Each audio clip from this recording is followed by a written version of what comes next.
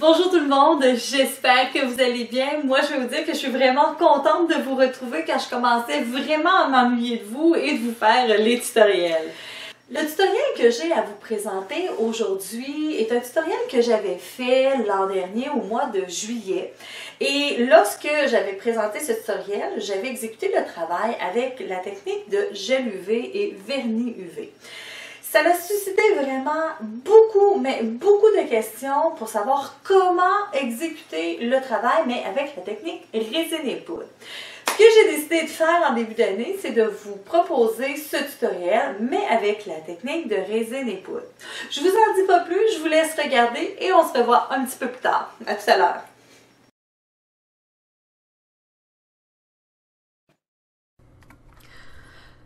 Le nail art que je vous propose aujourd'hui peut tout aussi bien être fait sur un ongle naturel ou sur une pointe comme dans ce tutoriel. Vous débutez toujours par une bonne préparation des ongles, vous collez les prothèses, coupez celles-ci, ajustez et donnez la forme voulue. Dans ce tutoriel, je vais faire une pointe intégrale blanche. Je place donc une première couche de scellant déco et je trempe ensuite dans la poudre ultra blanche. Je poursuis mes étapes de la technique résine et poudre de rouge vernis. Une fois que la technique et le limage sont terminés, je peux passer à l'application de la fantaisie. Pour exécuter ce nail art, j'ai besoin d'eau, de papier essuie-tout, de peinture acrylique aux couleurs de votre choix, un pinceau à bout rond ou à bout carré plat. Le choix du pinceau est à votre convenance. Vous prenez celui avec lequel vous vous sentez le mieux pour venir peindre sur les ongles. Afin de bien exécuter le travail, je commence par tremper mon pinceau dans l'eau et j'en retire l'excédent en essuyant celui-ci sur un papier essuie-tout. Maintenant, avec la couleur vert lime, je viens peindre un rectangle qui couvrira la moitié de l'ongle sur la largeur et de la longueur égale à la moitié de l'ongle. Quand j'ai terminé, je prends mon temps de bien nettoyer mon pinceau pour retirer toute la peinture qui s'y trouve avant de passer à la seconde couleur.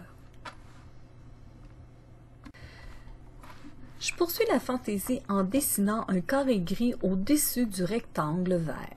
Important, je dessine un carré de la même largeur que le rectangle.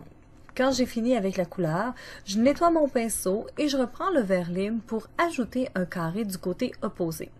Une fois terminé, je nettoie le pinceau et je laisse sécher la peinture complètement avant de passer à l'étape suivante.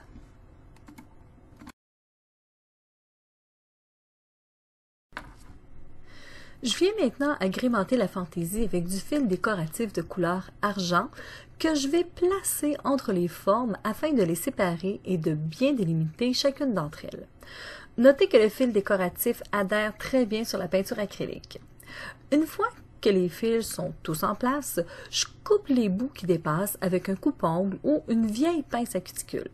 Je dois m'assurer que la coupe soit le plus près possible du bord de l'ongle. Je vérifie que les fils soient bien collés sur les côtés et qu'ils ne retroussent pas.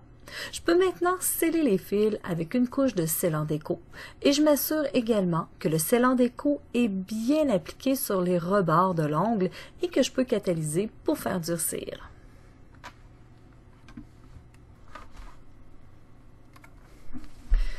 Une fois sec, je peux poncer toute la surface de l'ongle avec le bloc mauve. Et comme je trouve que la fantaisie est un peu vide, à l'aide du scellant déco, je viens coller quelques pierres décoratives.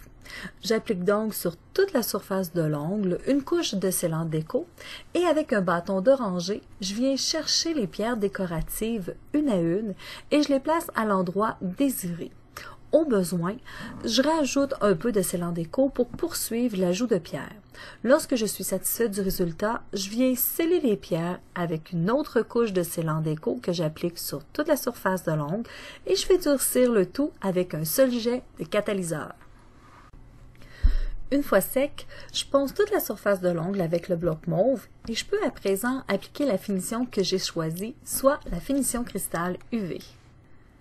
J'applique une première couche de finition cristal UV parfaitement sur toute la surface de l'ongle que je fais durcir 10 secondes sous une lampe UV. J'applique une seconde couche de finition cristal UV sur toute la surface de l'ongle et je la fais également durcir 10 secondes sous la lampe UV. Et voilà un élan géométrique facile à réaliser. Notez que cette technique peut être exécutée autant avec la technique de résine et poudre que celle du gel UV et même l'acrylique. Il est certain que la méthode de travail sera différente d'une technique à l'autre. Vous pouvez personnaliser la fantaisie avec vos couleurs favorites, changer le fil décoratif pour une série de micro-perles ou tout simplement d'une couleur différente. À vous de voir avec votre cliente ce qui lui plaît. J'espère que ce tutoriel vous a plu et a répondu à plusieurs de vos questions pour réussir à faire les ongles géométriques avec la technique de résine et poudre. Je dois vous dire que tous ces échanges et toutes les questions que vous m'avez posées sur la technique de base de résine et poudre pour exécuter un ongle intégral, pour exécuter une forme d'ongle, pour s'assurer que la fantaisie va bien tenir dans la technique de résine et poudre, m'a amené à vous offrir les formations interactives qui seront maintenant reliées au tutoriel que je vais vous offrir. Ce ne sera pas pour tous les tutoriels, bien entendu, mais pour certains tutoriels, vous allez pouvoir maintenant vous procurer les formations interactives. Qu'est-ce que c'est une formation interactive? C'est très simple. C'est tout simplement une formation qui est directement en ligne et qui s'exécute de façon autodidacte. Vous faites l'achat de la formation qui vous intéresse et vous l'écoutez directement chez vous.